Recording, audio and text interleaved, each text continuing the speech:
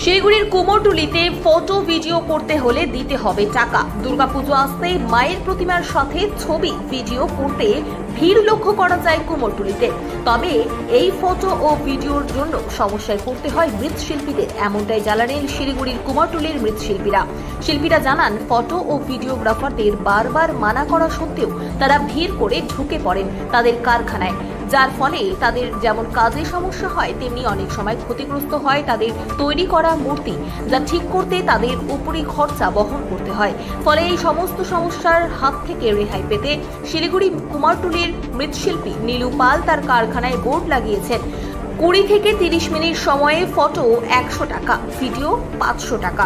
পাশাপাশি অন্য মৃৎশিল্পীরা জানিয়েছে, এইবার বারন্ত না কমলে পরবর্তীতে তারাও এই পথে হাঁটবেন। আমাদের যে প্রতিমা রাখা আছে, এখন মনে করুন আমাদের জায়গা কম, সেই হিসেবে প্রতিমা রাখতে হবে। প্রতিমা তো আমরা বাইরে রেখে কমপ্লিট করতে পারবো না, আমাকে ঘরের ভেতরে দোকানের ভেতরেই করতে হবে।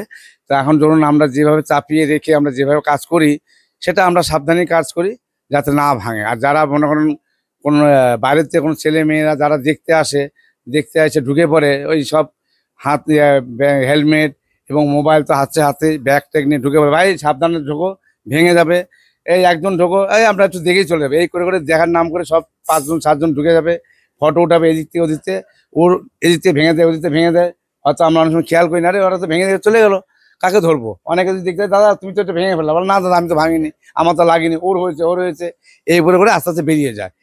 হ্যাঁ, এই হচ্ছে যেগুলো যখন যারা যে ফটো উঠায় ভিডিও করে এরাই, হ্যাঁ, ফটো উঠে নিয়ে যে ভিডিও করে, হ্যাঁ, ইউটিউবে পাবলিক, সাধারণ পাবলিকরাই, যারা ইউটিউব আছে বা রিপোর্টার আছে তারা দেখলে বুঝতে পারি, তারা দু এক কথা বলে চলে যায়। এরকম ভাবে আসতেই থাকে, সারা দিন রাত আসতেই থাকবে। তা আমরা এদেরকে কন্ট্রোল করব না, আমরা নিজেরা কাজ করব না প্রতিমা রিপেয়ারিং করব? যেহেতু আমার অর্ডারি প্রতিমা, ক্লাব নিতে আসবে, ওরা তো ভাঙা প্রতিমা নেবে না। এখন আমার যে স্টাফ আছে, সেই স্টাফের একটা হিসাব থাকে, এই কাজগুলো আমাকে এতদিনে কমপ্লিট করতে হবে।